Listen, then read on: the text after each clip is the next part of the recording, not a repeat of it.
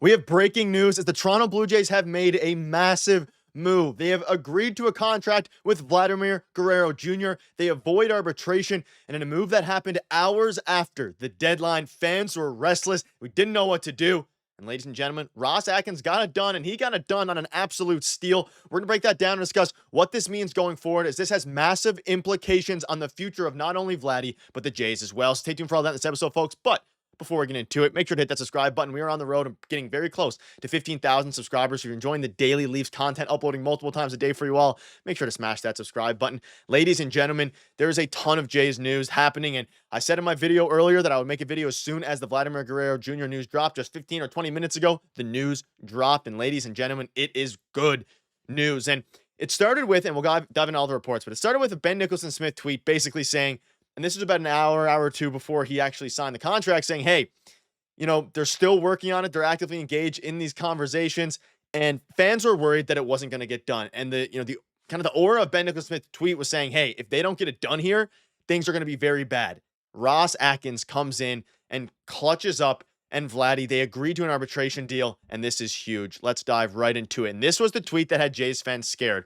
With time running down to avoid an arbitration hearing, Blue Jays and Vlad remain engaged with no agreement done. In either case, Guerrero Jr. is a year from free agency, and Blue Jays have a little more than a month to extend him before full squad spring training. So this was the tweet that dropped, and everyone was thinking, oh no, things are not looking good. They still haven't gotten a deal done. It's obviously been hours after the deadline. Well, ladies and gentlemen, he comes in clutch here, and they get it done. Blue Jays and Vladimir Guerrero Jr. agree at $28.5 million per source. Now, let's just start with a few different things to go over here, but let's just start with this. That is a great deal for the Toronto Blue Jays. His spot track projection was in the 29 millions. I believe it was 29.5, somewhere in that range. Someone correct me down below. So they got Vladdy at a technical bargain, which bodes well for a few reasons. One, clearly Vlad didn't want to go to arbitration with the Jays. Two, there is some good communication going on here. And three, this bodes extremely well for him re-signing a big contract with the Toronto Blue Jays. Now, it definitely doesn't guarantee that a deal gets done. It doesn't guarantee that the Toronto Blue Jays, will lock up Vladdy long term. But what it does guarantee is that they are going to avoid arbitration. And this is really big. Now, again, they still need to go out and make moves. Anthony Santander, all these different guys, Roki Sasaki, whoever else they want to go out and get, they need to get it done. But you can see this here. This was 5 hours ago before the deadline. It's long-term or bust. Toronto is on the clock with their efforts to keep Vladdy in a Blue Jays uniform. And you can see some tweets that were getting some traction. A 15-year deal makes Vlad 40. I could live with 12, but the average would have to be 42 plus for Vlad. I think no way I sign him for 15. So some fans are saying, hey, I don't want to sign him for a certain amount of money. It might be too much, all these different things. Other fans are saying, back the trucks up. I think Ross Atkins and Vladimir Guerrero Jr. the Ross Atkins and Rogers, are going to have to back the brink trucks up and give him as much money as he wants. Now, whether that is, a 10-year deal, 15-year deal, you got to just do it at this point. And this is from Ben Nicholson-Smith, and this is big here. Avoiding arbitration with Vladimir Guerrero Jr. is a good thing for the Blue Jays. Shows they're able to get on the same page. But just as exchanging filing numbers wouldn't have doomed the negotiations, this doesn't guarantee anything. This was the easy part, more work ahead. And that is, true as well. Let's be fairly not pessimistic necessarily, but I know a lot of Jays fans are, given the past of, and even just this offseason thus far in the past couple of years. But it is true. Like, there's no agreement in place. There's absolutely no agreement in place regarding a future extension. There is an agreement on this number, but regarding future deals, things are getting very intriguing now, because it is a very good sign. They were able to, unlike last offseason, they were able to come to an agreement. And for two guys, like I discussed in the video earlier, for two guys that are actively working on a contract extension, we know they're in talks. We know, the Blue Jays offered Vladdy $340 million that he declined. He's looking for $440 plus.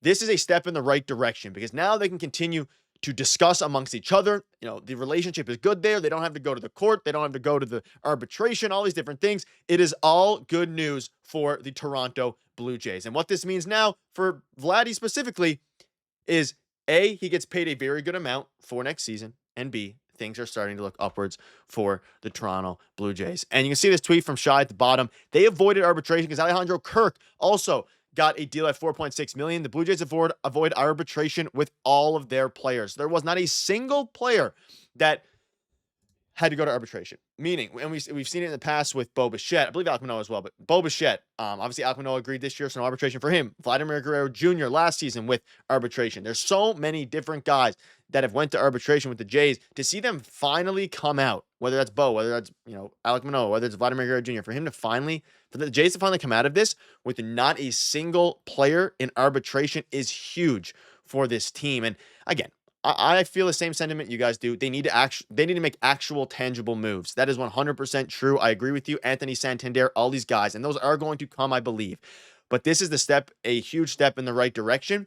And maybe this gives free agents a little bit more confidence in this front office's ability to go out and extend Vladimir Guerrero Jr. Because again, they avoid arbitration. If they would have went to arbitration, all hell would have broke loose among Toronto Blue Jays fans, among everybody, because then you're thinking, hey, if they can agree over $3 or $4 million, how are you going to agree over a $50 to $100 million difference? And that was the big thing that had Jays fans fired up. It had Jays fans concerned, worried, all these different things. But now everyone can take a deep breath. And again, he is one of the best players in baseball. He's the best first baseman in baseball.